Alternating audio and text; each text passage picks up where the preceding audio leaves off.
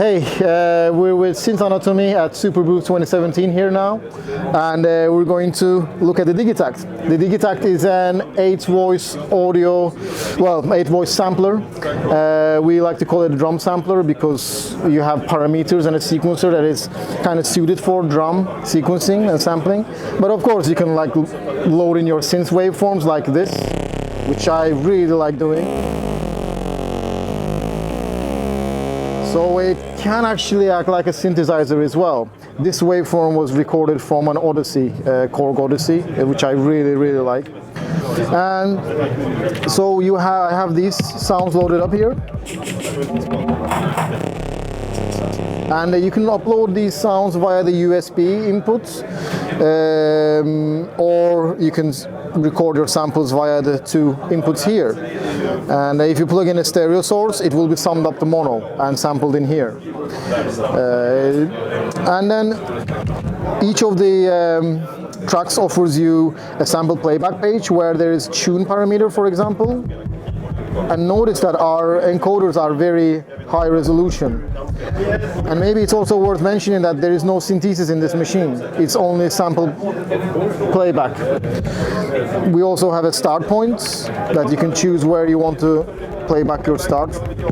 You have a length to decide how long you want to play the sample for. And you also have a loop mode here, so you can loop it up, resulting in these type of things where you can actually play them chromatically. This makes it a really strong way to use this, I think. So moving on to the next page, each of the tracks offers you a digital filter. And this is the low pass here. And the filter has an envelope also.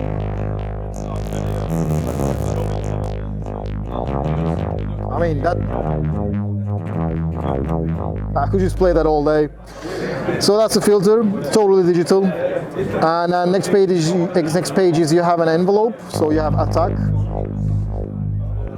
and decay, and we have a digital overdrive that is for every track also. It gives a really nice boost to the sound, I think. It's really nice. You have sound effects, which are delay and reverb.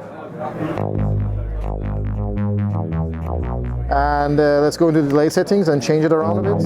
This is the feedback here.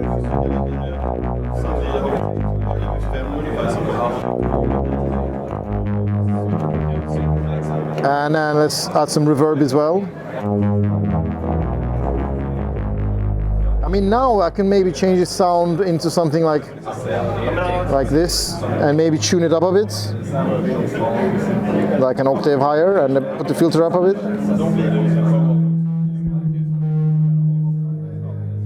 So yeah, you can get these results.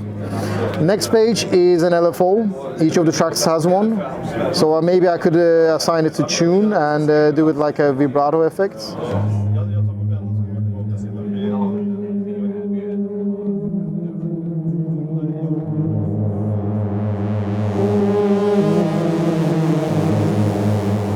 And of course, all this can be sequenced in it, so I can record my chromatic plane into the sequencer. Talking about the sequencer, let's take a closer look at it. So let's reset this track. I've cleared the track and I'm going to assign a sample. I've got many samples here, a lot of stuff, but I just want to assign the kick. So we got the kick here, snare. Yeah. So let's start with this sound here. So I press record and then you get to see the sequencer. You can set the BPM, set it to something like this, all right? Then let's add steps like this. And maybe pitch it down a bit. And maybe we could add some different, like that here. So each of the parameters that I've been showing you can be automated in the sequencer. We call this parameter locking. It's very easy to do. You just need to hold a step and then assign what you wanted to do. So here I'm going to assign another step here, but I want to reverse this. So then set the start here, maybe like that. And then let's see here. We tune it up a bit. Yeah, here we go.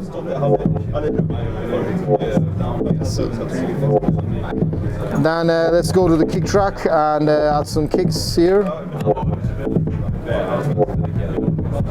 Yeah, it's weird. Let's add some overdrive to this.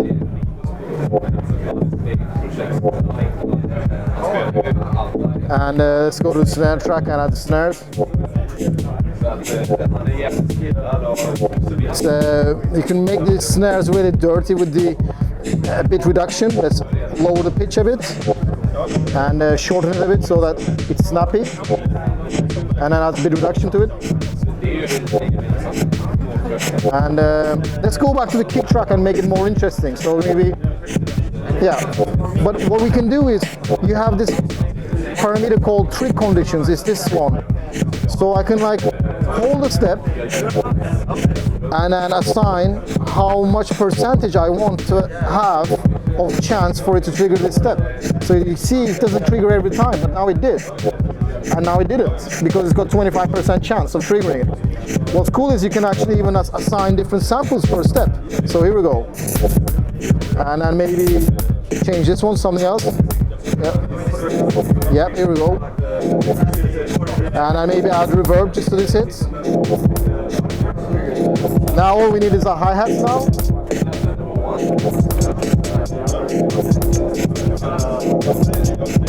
You have a re-triggering function on the sequencer, so you can like, while holding the step and then pressing up, you can do re-triggering. It's so easy to assign these fills into the sequencer. You can even do it like this, so you can like have it irregular. You see here, you can do that stuff. And then let's see here. We could record in a bass line, like I was playing it chromatically. Let's tune that in.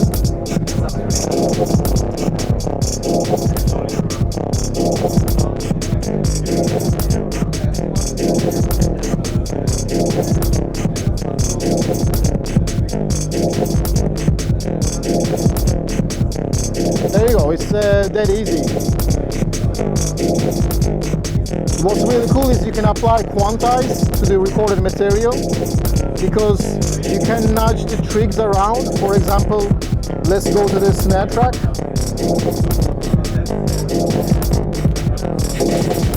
So by holding the step, you can do it left or right to nudge it. So let's put another step here. Look. But I want it to be really delayed, like, you see? Or maybe we can do it here.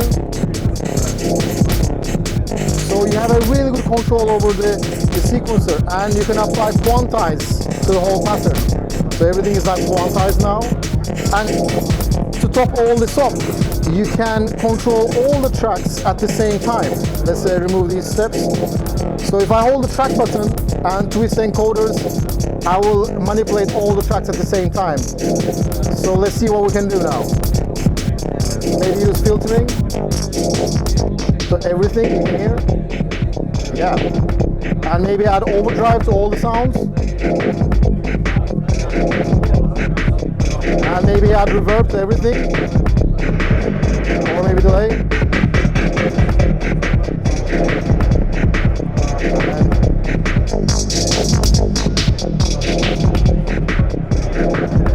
And let's try messing around with the sample parameters. It's gonna go crazy now. So let's see. So you can pitch everything down or up, reverse everything, or set everything for loop.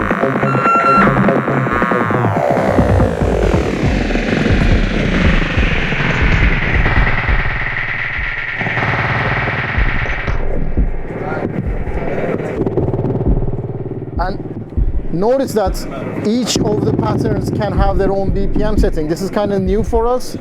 So if on this page, if I press function and yes, I can select global. So now it's 120 BPM, but the pattern is meant to be played at 30. This actually becomes like a performance trick. Let's open it here, and then I could like, it's 120 now, and then 30. Or I could say it's 300. Oh, it's 30, 300. yeah, you can do that type of crazy stuff if you want to do so. How long can be a sample? You can, you have a page here which is called recorder. This is where you sample your stuff. And right now, there's a limit of 33 seconds to sample into the machine. I don't know if that's going to change or not, but that's your limit right now. And if you want a sample in the machine longer than 33 seconds, you need to upload it via the USB. That's okay. But for me, I've been recording a lot of synths. Let's have a look here.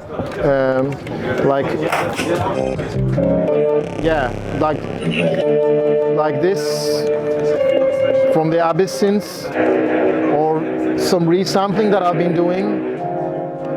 It really works really nice when you've got all these weird synths and stuff.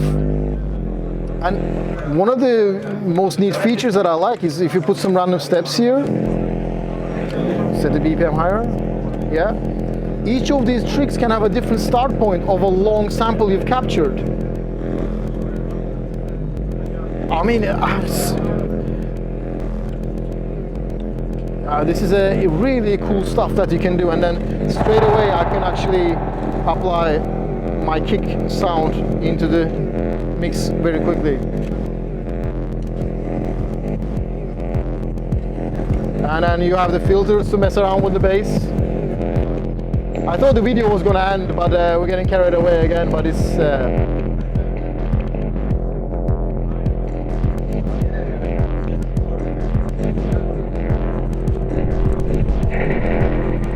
and of course you can record real time in the sequencer, like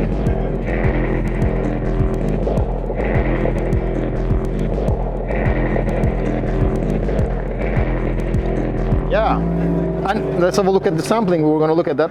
So you can select, you can record from the inputs, or you can record even from the USB as like a USB audio, or you can resample it also. Let's try resampling. This is fun. So now I've rearmed the recorder. When I press play, it will start recording. So I'm resampling this. So that's okay. I've got 2 bars there, and then I could preview straight away on the beat. Very nice. Then I could actually trim exactly where I want it to be starting from. So you can cut your samples easily here, and you get a very nice display showing where you are. You can have it on the end also. You could zoom in and out. It's it's a great way. Then you could trim this, save it, and assign it to the tracks. Can you slicing? You can't do slicing as such as you would do on Ableton or on Octatrack, because this is not, it's not meant for that, this one.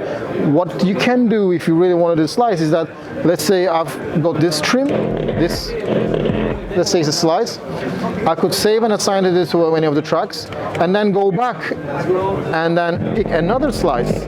So you can do slicing in a way that is a bit different and long-winded.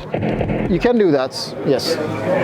And you talk something about USB audio, so you can send, as usual for the last Elektron products, the audio to your PC and Mac via USB. Yes, totally. The USB output is going to be overbridge enabled. It will be compatible with our overbridge technology, meaning that 8 audio tracks can be streamed into Ableton, Cubase, whatever DAW you're using.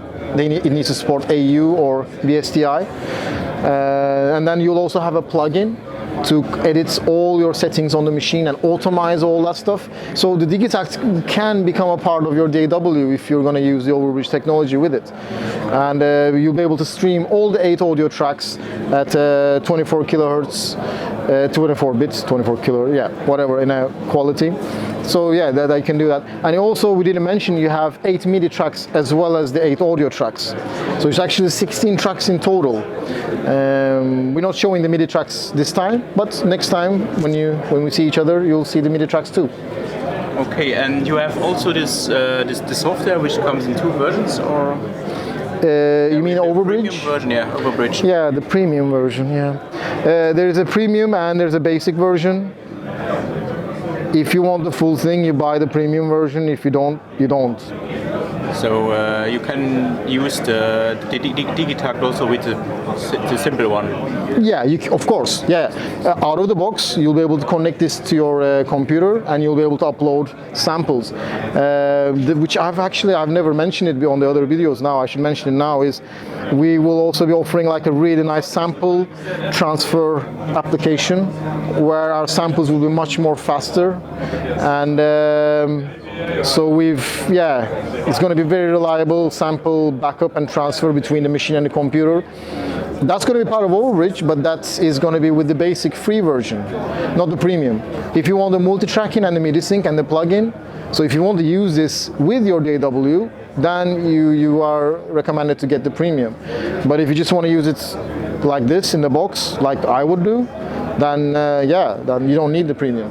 And for the final, the price, and you think when we get all the people this machine after the pre-order phase, and which will be in the stores? Well, we're aiming to start shipping around May. Probably that will be the 31st of May, or even the 32nd of May if there's such a date.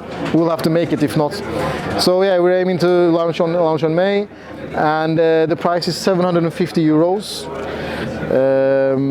And an Overbridge premium, I think it's going to be 80 euros or something like that. Yeah. Okay, thank you. Thank you very much. Have a nice Superbooth. You too as well. Thanks.